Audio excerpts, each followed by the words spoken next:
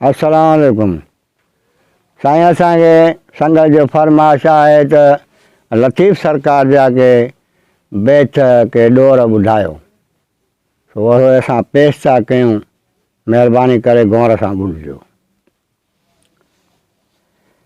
साईं लतीफ़ सरकार ससीअ खे बि घणो ॻायो आहे, मारीअ खे बि घणो ॻायो अथई, मुमल राणे खे बि ॻायो अथई, ऐं साईं सुहिणी निहार खे बि ॻायो अथई। ससीअ जे दास्तान में अथसि हुन जा ॾोर बैठ, उहे तव्हांखे पेश था कयूं। हा, साईं लतीफ़ सरकार सोचे त जतन हुया रतड़ो, मुंहिंजा धारिया ई हुया धारिया, मंदी संदन मन में मां त खिलियो पई खिकारियां।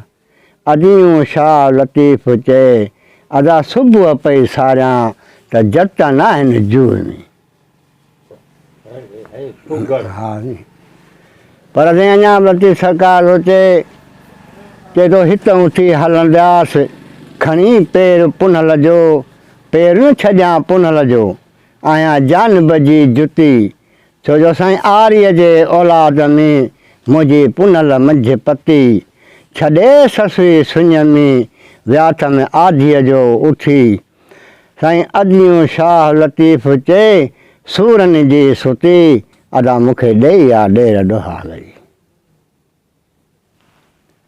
साईं लतीफ़ सरकार सोचे सुञी वञनि ससुई, आॾो नए नए नाग ॿुझनि, गिदड़ बगियर भोलड़ा, जिथे रिछ रिहारियूं कनि, चीटा शींहं चुरनि में ॿियो ॿेलाई था ॿुझनि, ॿियो ॻिझूं ॻाढ़े मास ते साईं वेगाणियूं वतनि, ॿियो त ॻाढ़ा ॾेंभू ॾूंघरी ससुई टरियो नथा टरनि। अॼूं शाह लतीफ़ चए तंहिंखां पोइ था ॿुधनि, पखड़ा खान पुनल जा। हा,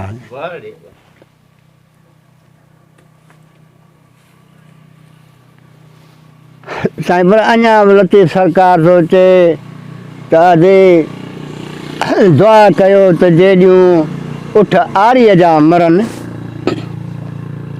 दुआ कयो जेॾियूं त उठ आरीअ जा मरनि, लहेन गर गोॾनि तूं मुंहिंजा तोॾा शाल न चगनि। अॼूं शाह लतीफ़ चए उहे मारी सभु मरनि, जो मुंहिंजो पुनू नियनि पाण सां।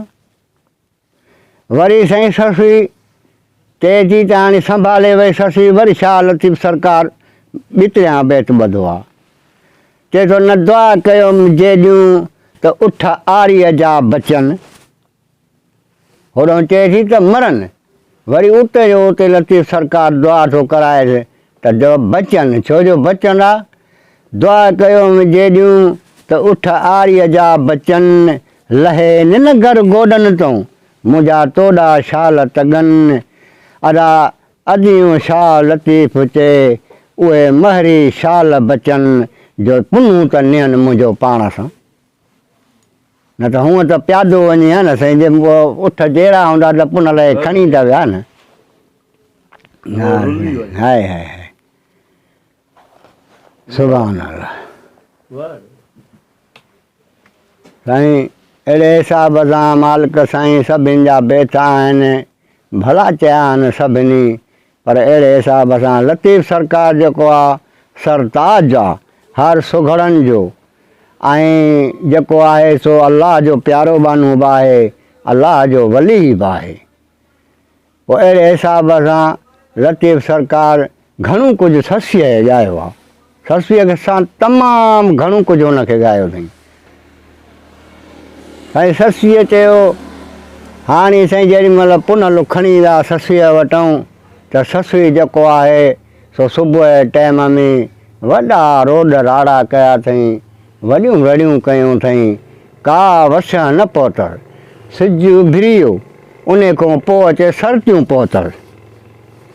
उन्हनि सर्तियुनि पुछियुसि अॼु तो न का दाह कई, न का रड़ कई।